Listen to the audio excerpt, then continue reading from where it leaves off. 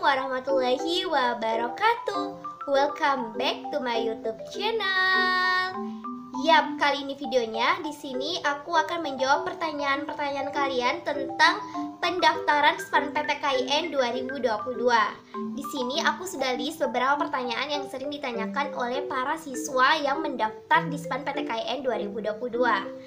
Semoga video ini bisa membantu kalian dan menemukan jawaban dari pertanyaan-pertanyaan kalian tentang apa saja kendala kalian di pendaftaran SPAN-PTKIN 2022. Oke, sebelum itu jangan lupa klik tombol subscribe channel YouTube ini dan juga follow akun sosial media @lasel_UM_PTKIN karena di situ aku memberikan informasi tentang jalur seleksi masuk PTN, PTKIN, PTS dan juga latihan soal buat kalian persiapan masuk perguruan tinggi. So, tidak perlu berlama-lama lagi, langsung saja tonton video ini sampai akhir. Seluruh pertanyaan sudah aku ketik di laptop ini dan di sini aku akan bacakan satu persatu dan aku juga tampilkan di video ini.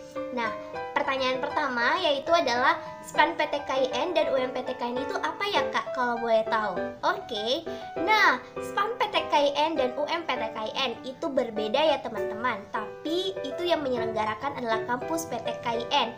Buat kalian yang masih bingung bedanya SPAN dengan UMPTKIN, nah SPAN-PTKIN itu adalah jalur seleksi rapor yang tidak menggunakan sistem tes ujian. Sedangkan UMPTKIN itu adalah jalur seleksi yang menggunakan tes ujian dan diselenggarakan oleh kampus PTKIN saja, tidak diselenggarakan oleh kampus PTN. Jadi ini berlaku pada PTKIN, Perguruan Tinggi Keagamaan Islam Negeri. Jadi sampai sini sudah mengerti ya teman-teman? Oke, pertanyaan selanjutnya yaitu, Kak mau nanya, kalau SNPN sama SPAN-PTKIN sekolah yang nentuin dan daftarin atau kita yang daftar sendiri ya Kak? Oke, di sini pertanyaannya dua ya jalur seleksinya, yaitu adalah jalur seleksi nasional masuk Politeknik Negeri dengan jalur SPAN-PTKIN. Nah di sini kedua jalur seleksi ini harus mendapatkan rekomendasi dari pihak sekolah. Kalau misalnya kalian tidak mendapatkan rekomendasi dari sekolah, maka kalian tidak bisa mendaftarkan diri untuk kedua jalur seleksi ini.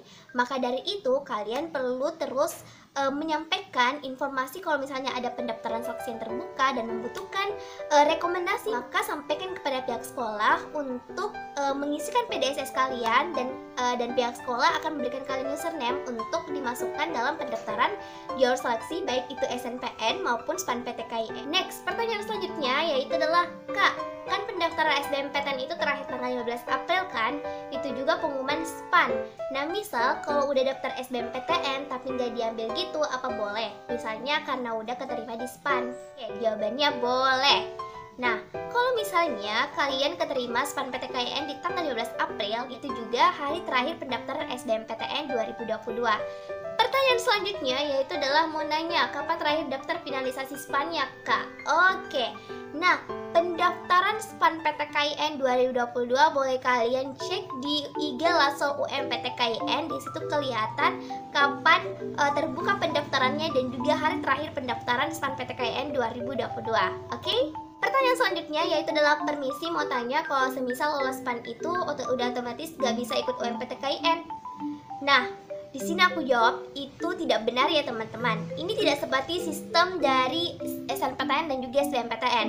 Kalau misalnya kalian lolos SNPTN, kalian harus mengambil SNPTN kalian. Kalian tidak bisa lagi mengikuti jalur seleksi SBMPTN. Tapi ini berbeda dengan SPAN dan UMPTKIN. Kalau misalnya kalian lolos jalur SPAN, kalian masih bisa untuk daftar UMPTKIN lagi. Jadi itu tergantung dengan pilihan kalian masing-masing. Nah, sudah terjawab ya teman-teman?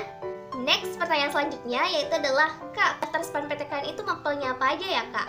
Kan kalau SNPTN biologi, kimia, fisika, bahasa Inggris, matematika.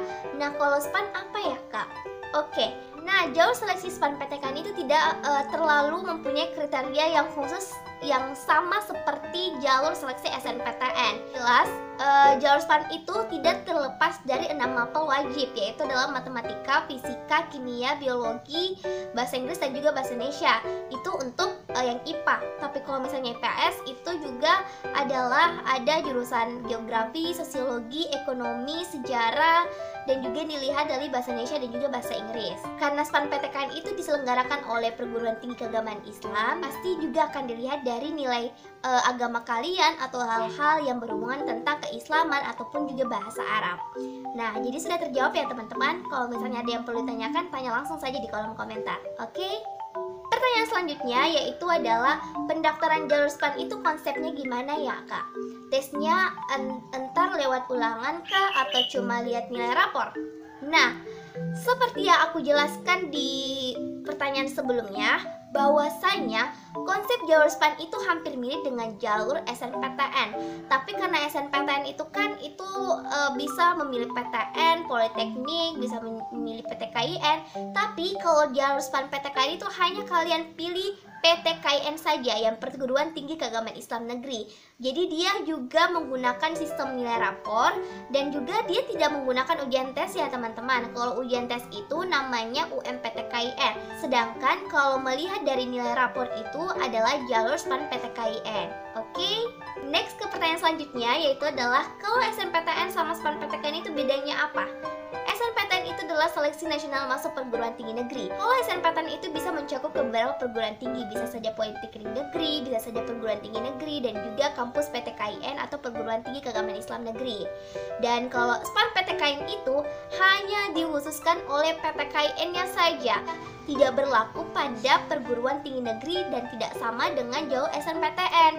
Karena SNPTN bisa mencakup keseluruhan baik Politeknik, PTKIN, PTN, tapi SPAN PTKIN itu hanya PTKIN saja.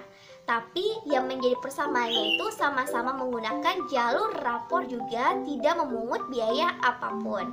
Oke? Next ke pertanyaan selanjutnya yaitu adalah kalau daftar SPAN PTKIN sama SBMPTN boleh nggak? Nah, jawabannya adalah tentu boleh ya teman-teman, karena itu akan lebih baik lagi kalau misalnya kalian berharap pada satu jalur seleksi saja atau dua jalur seleksi saja. Itu menjadi sebuah kesalahan umum yang sering dilakukan oleh pendaftar-pendaftar yang berjuang di perguruan tinggi. Kalau misalnya kalian punya kesempatan untuk daftar SPAN PTKIN juga ingin mencoba di SBMPTN, itu akan lebih baik lagi. Jadi kalau misalnya kalian keterima, itu kan tinggal kalian memilih maunya cocok di mana, maunya mau pilih kampus mana, kan itu akan lebih baik dan akan lebih mudah. Oke? Nah, pertanyaan yang terakhir yaitu adalah Misi mau bertanya Kak, buat SPAN PTKIN kita langsung daftar aja kan ya? Nggak ada bikin akun segala macam kayak SNPTN, SBMPTN. Oke, juga aku mau kasih tahu teman-teman semua bahwa SPAN PTKIN itu punya webnya sendiri untuk daftar. Tidak sama dengan SNPTN ataupun SBMPTN yang menggunakan akun LTMPT. Tapi SPAN PTKIN itu punya webnya tersendiri. Dia punya aplikasi yang bisa kalian download. Seperti yang aku sudah jelaskan di video tutorial pendaftaran SPAN PTKIN 2022. Kalian boleh cek videonya dan kalian bisa praktikkan langsung untuk daftar SPAN PTKIN. Karena kurang lebih 2 minggu lagi akan terakhir pendaftaran SPAN. Jadi jangan sia-siakan kesempatan yang ada ya teman-teman. Oke? Nah teman-teman, seluruh pertanyaan yang sering ditanyakan oleh calon pendaftar SPAN PTKIN itu sudah terjawabkan melalui video ini ya teman-teman. Jadi kalau misalnya punya pertanyaan baru, kalian boleh langsung share di kolom komentar. Nanti aku baca dan aku jawab. Dan kalau misalnya video ini bisa bermanfaat untuk kalian semua, kalian boleh share ke teman-teman lainnya supaya teman-teman kalian tidak ketinggalan informasi. Jangan lupa lagi klik tombol subscribe channel YouTube ini supaya aku tambah semangat lagi upload videonya. Sekian dan terima kasih. See you next video. Wassalamualaikum warahmatullahi wabarakatuh.